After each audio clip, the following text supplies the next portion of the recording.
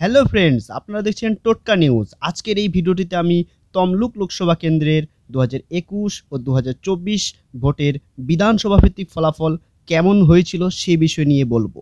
তাহলে আপনারা খুব সহজেই বুঝতে পারবেন আপনার বিধানসভায় কোন রাজনৈতিক দল লাস্ট দুটো ইলেকশনে কেমন ফলাফল করেছিল। প্রথমেই আমরা দেখব তমলুক বিধানসভা। 2021 বিধানসভার ভিত্তিতে এখানে তৃণমূলের সৌমেন মহাপাত্র তিনি 1,08,243টি, বিজেপি হরেকৃষ্ণ বেরা তিনি 1,07,450টি ভোট এবং সিপিআইয়ের গৌতম পান্ডা তিনি 14,718টি ভোট পেয়েছিলেন।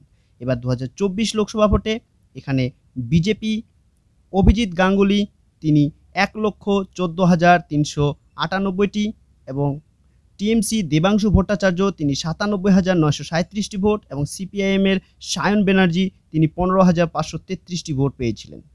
এখানে বিজেপি তৃণমূলের থেকে 20,461টি ভোটে এগিয়ে আছে।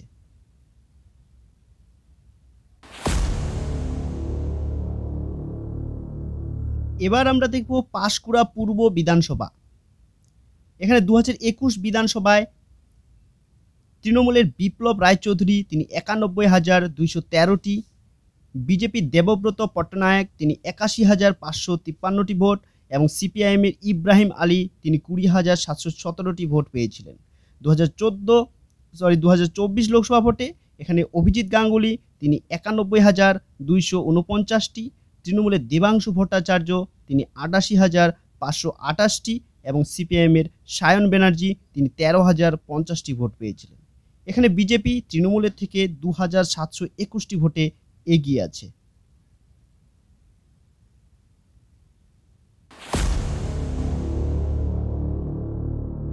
এবার আমরা দেখব ময়না বিধানসভা। 2021 বিধানসভার ভিত্তিতে এখানে বিজেপি অশোক দিন্দা তিনি 1,08,109টি ভোট এবং তৃণমূল কংগ্রেসের সংগ্রাম দলুই তিনি 1,06,849টি ভোট এবং কংগ্রেসের মানিক ভৌমিক তিনি 5,108টি ভোট পেয়েছিলেন। 2024 লোকসভা ভোটে এখানে বিজেপি অভিজিৎ গাঙ্গুলি তিনি 1,11,901টি ভোট, তৃণমূল কংগ্রেসের দেবাংশু ভট্টাচার্য তিনি 1,01,953টি ভোট এবং সিপিআইএম প্রার্থী সায়ন ব্যানার্জি তিনি 6,836টি ভোট পেয়েছিলেন। এখানে বিজেপি তৃণমূলের থেকে 9,948টি ভোটে এগিয়ে আছে।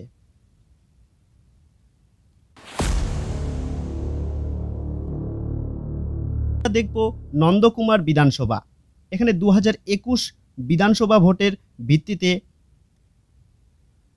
তৃণমূল কংগ্রেসের সুকুমার দে তিনি 1,08,181টি ভোট, বিজেপির নীলাঞ্জন অধিকারী তিনি 1,02,775টি ভোট এবং সিপিআইএম প্রার্থী করুণা শঙ্কর ভৌমিক তিনি 12,782টি ভোট পেয়েছিলেন।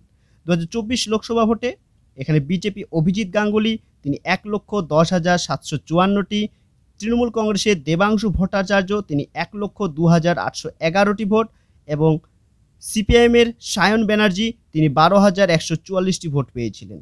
এখানে বিজেপি তৃণমূলের থেকে 7,943টি ভোটে এগিয়ে আছে।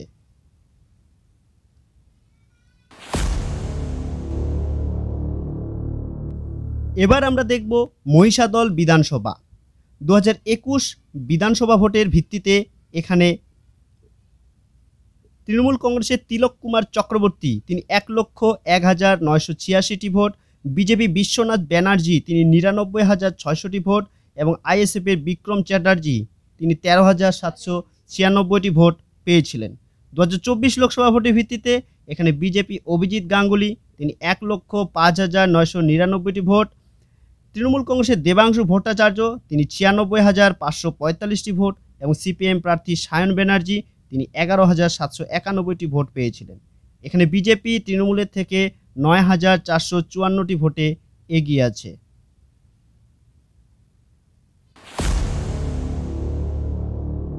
আমরা দেখব হলদিয়া বিধানসভা।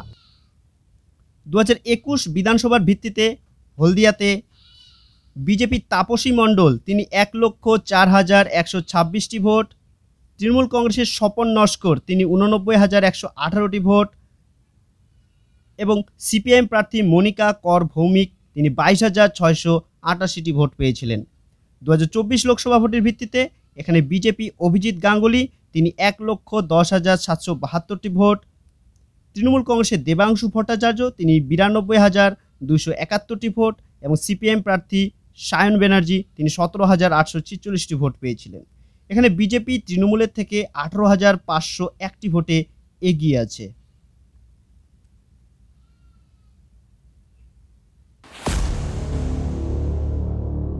দেখব নন্দীগ্রাম বিধানসভা। এখানে 2021 বিধানসভা ভোটের ভিত্তিতে এখানে বিজেপি শুভেন্দু অধিকারী তিনি 1,10,764টি ভোট, তৃণমূল কংগ্রেসের মমতা ব্যানার্জি তিনি 1,08,808টি এবং সিপিএম প্রার্থী মীনাক্ষী মুখার্জি তিনি 6,267টি ভোট পেয়েছিলেন। 24 লোকসভায় এখানে বিজেপি অভিজিৎ গাঙ্গুলি 1,12,110টি ভোট, তৃণমূল কংগ্রেসের দেবাংশু ভট্টাচার্য তিনি 1,03,910টি ভোট এবং সিপিএম প্রার্থী সায়ন ব্যানার্জি তিনি 7,574টি ভোট পেয়েছিলেন। এখানে বিজেপি তৃণমূলের থেকে 8,200 ভোটে এগিয়ে আছে। তো ফ্রেন্ডস, আমার এই ভিডিওটি যদি তোমাদের ভালো লেগে থাকে তো প্লিজ সাবস্ক্রাইব করো এবং পরবর্তী ভিডিও তোমরা কী বিষয়ে জানতে চাও তা কমেন্ট করে জানাও।